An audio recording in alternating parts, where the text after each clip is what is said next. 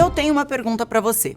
Será que você conhece os seus concorrentes? Tem gente que acha que é uma resposta simples, mas aí acaba se enganando, porque quando você afirma que conhece a concorrência, não basta você saber quem são eles. Você precisa saber como eles fazem e o que eles fazem. A análise da concorrência ela é fundamental para conhecer o seu nicho e o seu negócio. Um concorrente é sempre uma outra empresa com um produto ou um serviço que também resolvem o problema do seu cliente. Aquele que você levantou lá no P de problema, lembra? Mesmo que a solução dele já seja diferente, se ele rouba uma fatia significativa do seu público-alvo, ele é seu concorrente sim. E quando eu falo que a gente precisa analisar a concorrência, eu não quero dizer que você tem que imitar o seu concorrente. Na verdade, você precisa entender como é que ele pensa e onde ele atende para que você consiga oferecer um produto ou um serviço que cubra uma brecha aí que o cara está deixando de lado. Isso vai te dar um respaldo para você tomar várias decisões estratégicas. Para conhecer a concorrência,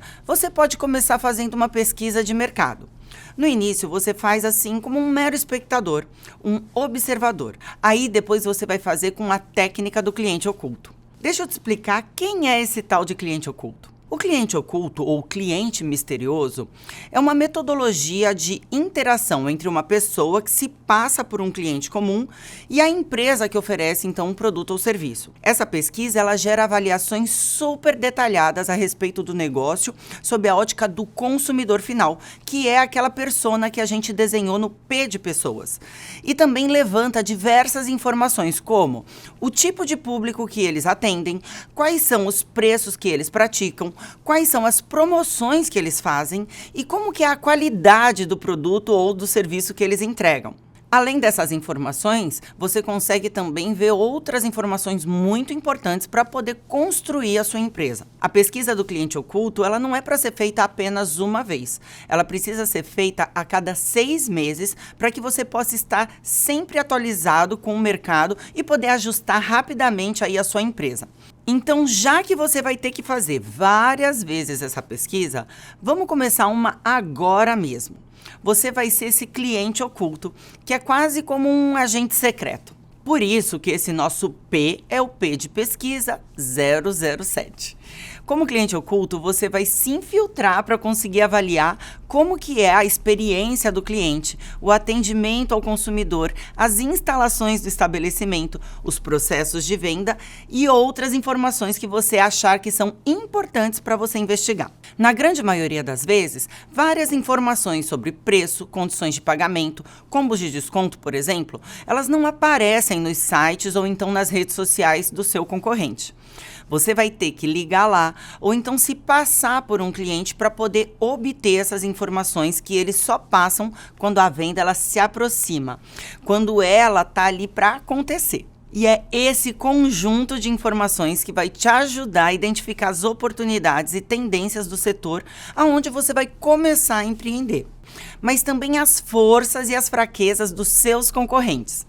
Aí é no meio disso tudo que você vai perceber o que eles deixam de fazer e aí você vai encontrar o seu diferencial competitivo. Agora, a cereja desse bolo é que todo agente secreto, ele sempre é muito bom em disfarces, em parecer a outra pessoa. E é por isso que você vai precisar entender sobre a persona que você vai atender, né? Aquela que você desenhou lá no P de pessoas, para que você possa se transformar nessa pessoa, agir como ela e falar como ela. Um cliente oculto, ele se disfarça e age como a persona, que é um potencial consumidor do seu produto ou então do seu serviço, que ele também quer vender. Se você pedir as informações para o seu concorrente e não tiver as características da persona que você vai vender, o resultado da sua pesquisa ele vai ser bem enviesado e você pode construir todo o seu negócio em torno de informações erradas e aí você não vai vender. Deixa eu te dar um exemplo. Se eu pedir um desconto numa loja popular com uma bolsa bem cara, tipo aquela da Chanel que custa aí seus 30 mil reais, é bem capaz que o vendedor não me passe as mesmas condições que ele passaria para uma pessoa que é tipo a persona do meu público-alvo. Uma vez que você está disfarçado com a sua persona, com as dores dessa persona, usando a linguagem que ela usaria, você vai tentar pensar no que ela perguntaria sobre o preço, a forma de entrega ou então como funcionaria caso ela quisesse devolver ou cancelar a compra. Agora, uma dica importante. Se você achar que não vai conseguir se passar, se disfarçar, né, e agir, falar como uma persona, procure alguém que conheça, que você sabe que vai ter aquelas características do público-alvo que você quer atingir. Aí você orienta essa pessoa sobre como ela tem que falar, sobre como ela tem que obter todas as informações que você precisa durante essa ação como agente secreto.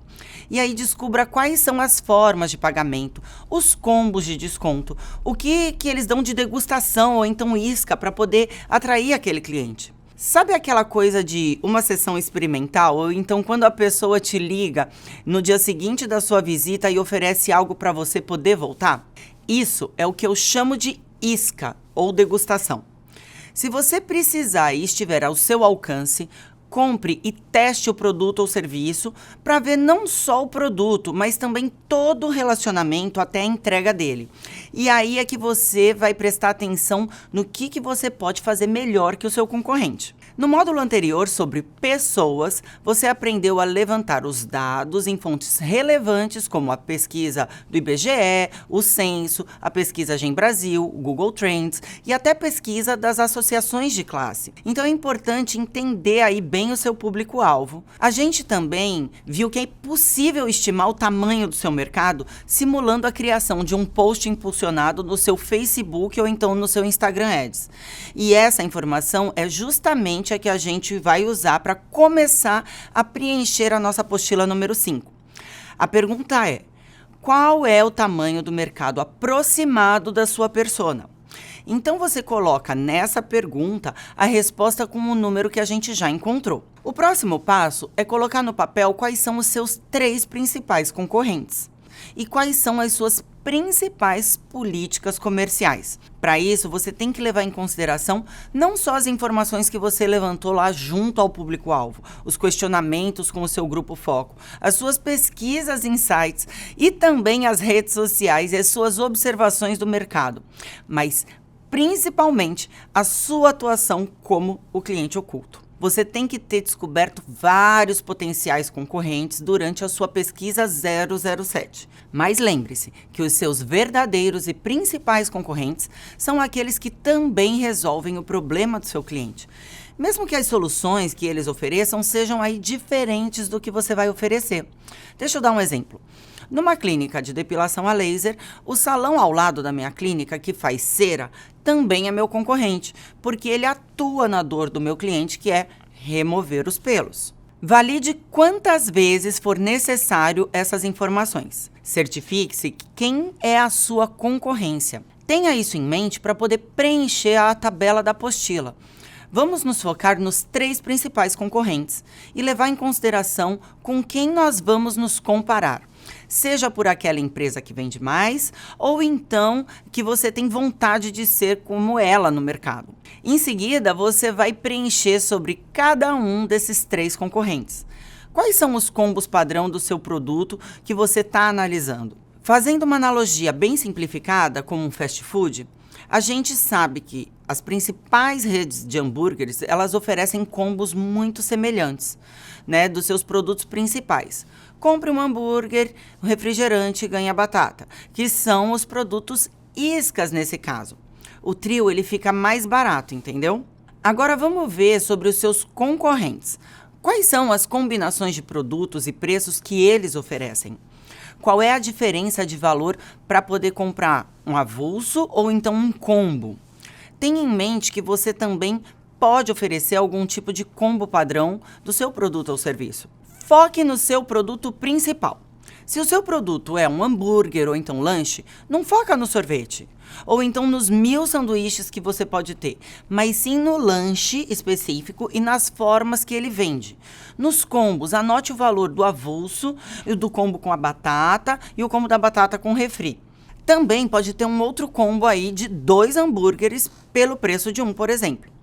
Aí, logo abaixo, você vai preencher quais são as formas de pagamento que os seus concorrentes aceitam para comprar esse produto ou então a contratação do seu serviço, tanto na forma avulsa como a forma em combo. Eles parcelam mais se a compra for maior?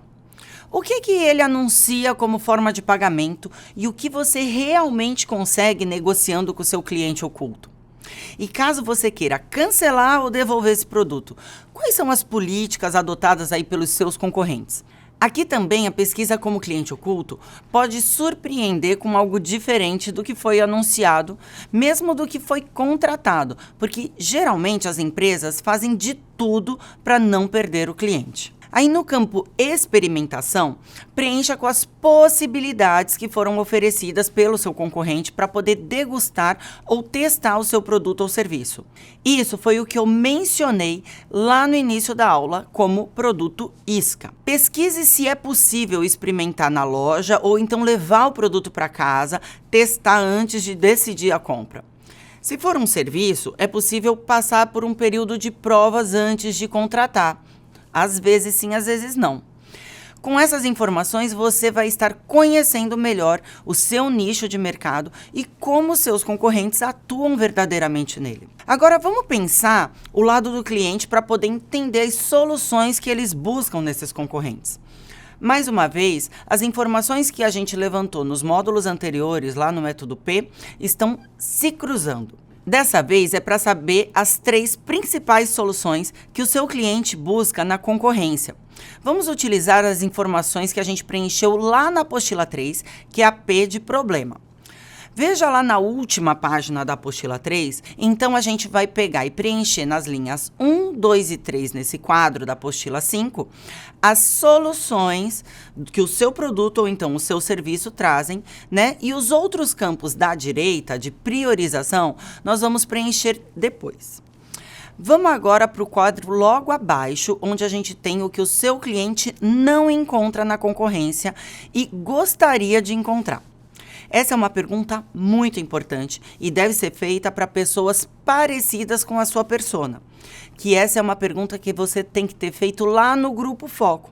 Mas se você não fez, faça agora, né? Pegue então as respostas que você obteve e preencha nas linhas 4, 5 e 6, com os 3 itens mais recorrentes ou então relevantes para o seu cliente. E com isso nós temos listados as 6 soluções, seja para resolver um problema do seu cliente ou então seja para algo que ele não encontra na concorrência. E agora chegou o momento de você usar mais uma vez esse diálogo que a gente teve lá com o nosso grupo Foco, que representa aí com exatidão a sua persona, para que eles validem e priorizem essas soluções.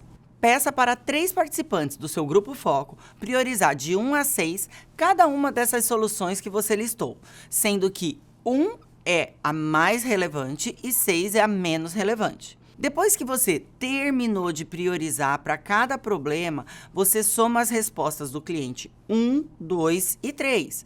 E aí você divide esse número por 3.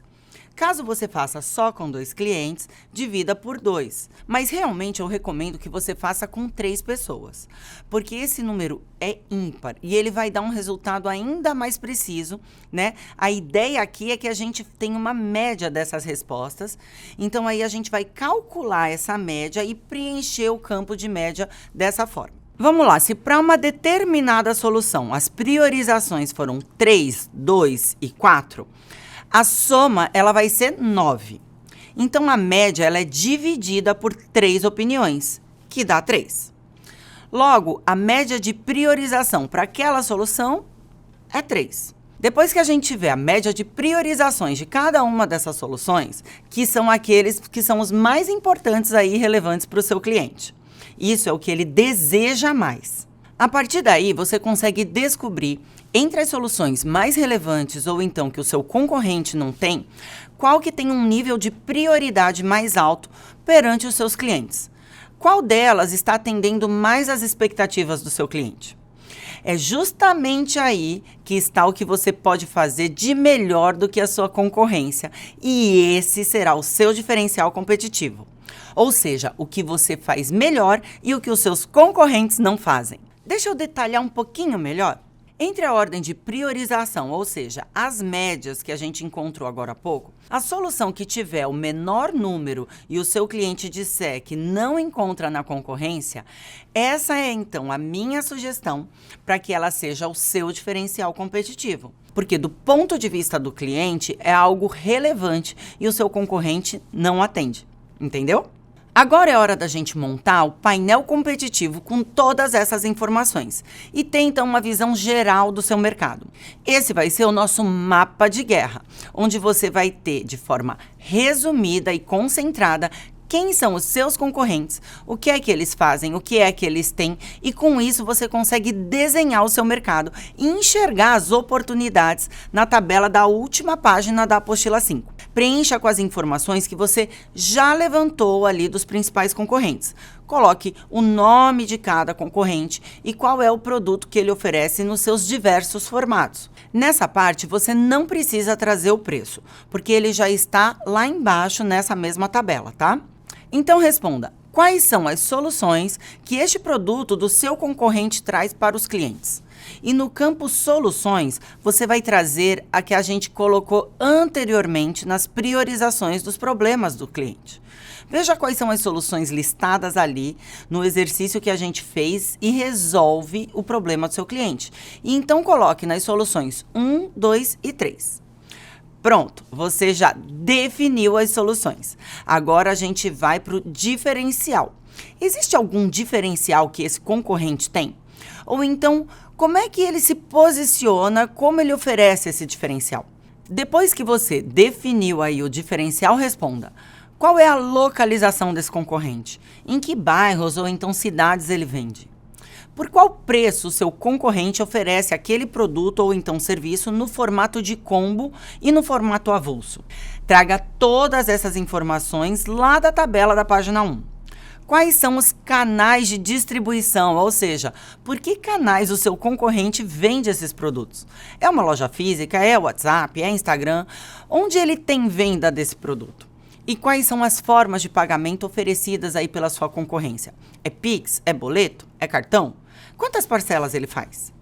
E por último, mas não menos importante, existe alguma política de devolução ou cancelamento por parte dos seus concorrentes? E ela é realmente eficaz para o seu cliente? Essas últimas duas questões, elas também estão respondidas já lá na tabela da página 1. Basta você trazer a resposta para esse quadro agora, tá? Quando todos esses campos estiverem preenchidos, você vai ter uma visão mais clara sobre aí o seu mercado e os seus concorrentes, né? Onde estão as suas oportunidades? E agora que você já conhece melhor os seus concorrentes e o que eles oferecem, mas também sabe quais são as suas falhas, as fraquezas dessa concorrência e principalmente já sabe qual que é o seu diferencial competitivo, é com base nisso que a gente vai partir para o próximo módulo, que é a construção do nosso P de produto. Até lá!